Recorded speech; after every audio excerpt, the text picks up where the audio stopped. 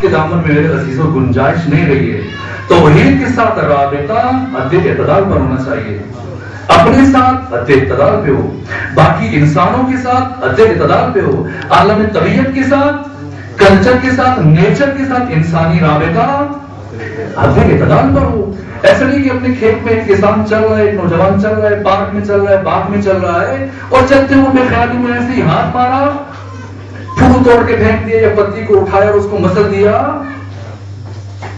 اگر اس کا رابطہ اپنے اللہ کے ساتھ بھی ٹھیک ہے, انسانوں کے ساتھ بھی ٹھیک ہے, اپنے ساتھ بھی ٹھیک ہے, سگریٹ نہیں پیتا, خود کو نقصان نہیں پہنچا رہا, کچھ بھی سب کے ساتھ ٹھیک ہے, صرف عالم طبیعت کے ساتھ اگر اس کا رابطہ ٹھیک نہیں ہے, ایک پتا توڑ کے پھینک دیا, تو بی بی کے اس کلام کی روشنی میں انسان کامل نہیں ہے, بیلنسڈ پرسنالٹی نہیں ہے, ایک متوازن انسان نہیں ہے. اے نوجوان, تو نے ایک پتا توڑ کے نہیں پھینکا, بلکہ تو نے سیدہ کے اس کلام کی روشنی میں ایک زبان کو ہمیشہ کے لیے خاموش کر دیا, جو زبان ہمیشہ خدا کی تسبیح میں مصروف رہتی تھی. مومن کو بہت دقیق ہونا چاہیے, مومن کو بہت گہرا ہونا چاہیے. دین سادہ نہیں ہے, پیچیدگی ہے. میرے عزیزوں, میرے نوجوان دوستوں, بی بی کے اس کلام کو اپنی لوح دل پہ نقش کر لیجیے, لکھ لیجیے, اپنی زندگی کے لیے دستور حیات اور منشور حیات قرار دے دیجیے, کہ آپ کے امام کا ظہور نزدیکتا رہے انشاءاللہ. سلام دیجیے خاندان زہرا. انما ولیکم اللہ, ہم بہت قریب جا رہے ہیں. اللہ تمہارا ولی ہے, ورسولہ, اور اس کا رسول تمہارا ولی ہے. توحید کے لیے میں نے کچھ جملے عرض کیے, لیکن میری مجبوری تھی کہ میں زیادہ بیان نہیں کر سکا. اور اس کا رسول تمہارا ولی ہے. آج کی حد تک میں صرف 2 جملے عرض کروں گا, ورنہ میں بہت کچھ کہنا چاہ رہا تھا. میں کیا عرض کروں, رسول کا تعارف کیا ہے. پورے کا پورا قرآن مجھے رسول اعظم کا قصیدہ نظر آتا ہے. اور کبھی کبھی جب میں فلسفہ نزول قرآن کے بارے میں سوچتا ہوں کہ خدا نے قرآن کیوں اتارا, کیا اپنے محمد کی سیرت اور سنت اور کردار اور حیات طیبہ کافی نہیں تھی؟ کبھی آپ نے اس بات کسی بھی سوچا, کیا رسول کی سیرت کافی نہیں تھی؟ پھر قرآن کیوں اتارا؟ جو مجھے اس ناچیز طالب علم کو سمجھ میں آتا ہے, خدا نے قرآن مجید کو صرف اس لیے اتارا کہ اگر یہ میرا بشر, یہ انسان, یہ بندہ بیٹھ گیا میرے محمد کی سیرت کو لکھنے کے لیے, میرے محمد کی کردار کو لکھنے کے لیے, میری محمد کی زندگانی اور حیات طیبہ کو لکھنے کے لیے مورخ بیٹھ گیا, تو قدم قدم پر غلطی کرے گا.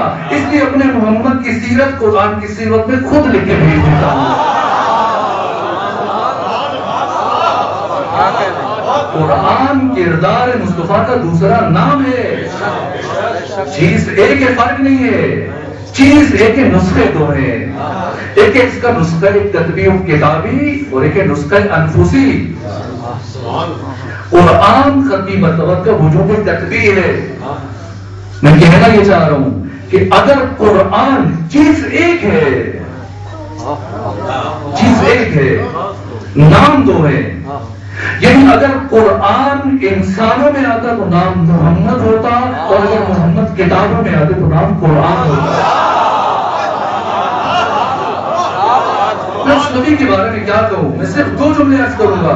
کس کے ساتھ تقابل کروں میں اپنے محمد کا, جس کی حیات کی خیرات نے خضر کو عمر جاویدانی دے دی, اور جس کے فیض وجود نے عیسیٰ کو زندگانی دے دی, اور جس کی عقل کی بھیک نے یوسف کو حکمرانی دے دی, اور جس کی رحمت کے عروج نے کونین کو منارہ دے دیا, اور جس کی بخشش کے نزول نے کوسین کو سہارا دے دیا. تہران انجیلی کہاں, تہران قرآنی کہاں, دور مکانی کہاں, لا مکانی کہاں, اور جو قاب قوسین کی فضاؤں میں پرواز کر رہا ہو وہ عام کہاں, فرد انسانی کہاں, اور جس کا سایہ نہ ہو اس کا ثانی کہاں.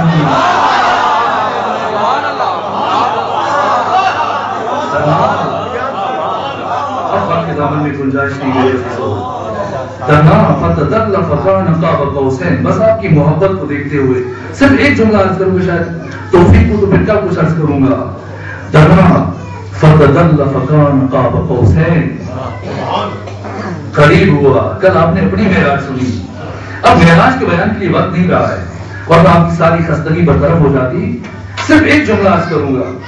دنا فتدل فکان قاب قوسین.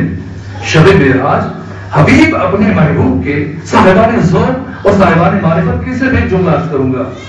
شب معراج حبیب اپنے محبوب کے اتنا قریب ہوا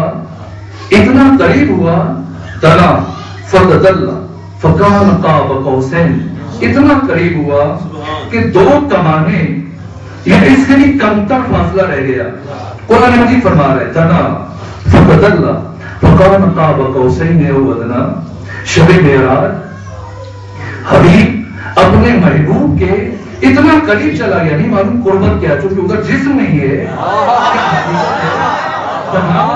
فتدل فکان قاب قوسین او ادنا. قریب ہوا اور قریب ہوا اور اتنا قریب ہوا. صاحبان ذوق کے لیے جملہ عرض کر رہا ہوں.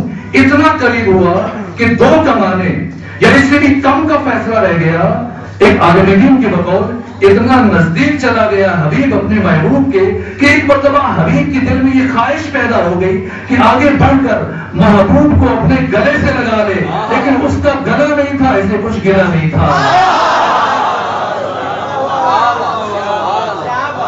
گلا نہیں تھا, کچھ گلا نہیں تھا. میرے عزیزو بس اس سے زیادہ آپ کو زحمت سماعت نہیں دوں گا. میں مسلسل اہل بیت علیہ الصلوۃ والسلام کی وہ مصیبت مختصر طور پر بیان کرتا ہوں. کل بھی اور پرسوں بھی اور آج کے دن بھی وہی چند جملے عرض کروں گا. وہ مصیبت کی جس نے اہل بیت کو قیامت تک خون کے آنسو رلواتے رہی. کیا ہے وہ مصیبت؟ وہ مصیبت کہ جو امام زمانہ کو زیارت ناحیہ میں خون کے آنسو گرانے میں مجبور کر رہی ہے. بس دو جملے عرض کروں گا. 11 محرم کو جب سادات کا قافلہ چلا اسیروں کا کوفے سے کربلا سے کوفہ اور کوفہ سے شام کی طرف, تو راستے میں کسی صحابی رسول نے آگے بڑھ کر سلام کیا. السلام علیکہ یا ابن رسول اللہ. بس میں صرف دو جملے عرض کروں گا, میرے سینے میں دم نہیں رہا. اے فرزند رسول میرا سلام قبول کیجیے. جب کربلا سے لے کے شام تک کے راستے میں پہلی مرتبہ میرے مظلوم امام نے کسی کو سلام کرتے ہوئے سنا تو ہتھکڑی بھرے ہاتھوں سے پاؤں بھری گردن اٹھا کر کہا, بھائی کون ہے ہمیں اس غربت کے عالم میں سلام کرنے والا؟ اس بوڑھے صحابی رسول نے کہا, مولا پہچانا نہیں, میں آپ کے نانا کا صحابی زید ابن ارقم ہوں. آپ کے نانا کی زیارت کے لیے جا رہا تھا. راستے میں اس قیامت کی اطلاع مل گئی. سوچا پوسا دیتا چلوں. کہا چچا سے میرے نانا کی زیارت کے لیے جا رہے ہو؟ کہا مولا آپ کے نانا کی زیارت کے لیے جا رہا ہوں. مولا اگر کوئی پیغام ہو تو دے دیجیے. سنیں گے مولا اگر کوئی پیغام ہو تو دے دیجیے. سید السجاد نے اونٹوں کی طرف اشارہ کر کے فرمایا, زید کیا اب بھی کسی پیغام کی ضرورت ہے؟ اگر رسول خدا سے کہہ دینا, یا رسول اللہ تیری بیٹیوں کو تیری نوازیوں کو سر برہنا کھلے سر چھوڑ آیا ہوں. بس میرے عزیزو ایک مرتبہ زید نے گھوم کر شہداء کے سروں کی طرف دیکھا اور دیکھنے کے بعد کہا, مولا یہ سر جو تلاوت کر رہا ہے یہ سر کس کا ہے؟ زید پہچانا نہیں, یہ میرے بابا حسین کا سر ہے. کبھی تو دو سر ایک ساتھ نظر آ رہے ہیں. کہا یہ میری زینب کے اور محمد کے سر ہیں.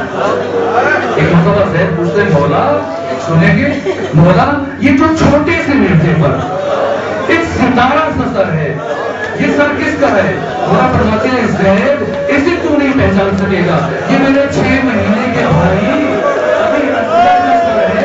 جسے قبر سے نکال کر ذبح کیا گیا اور بعد میں نیزے پہ بلند کر دیا گیا.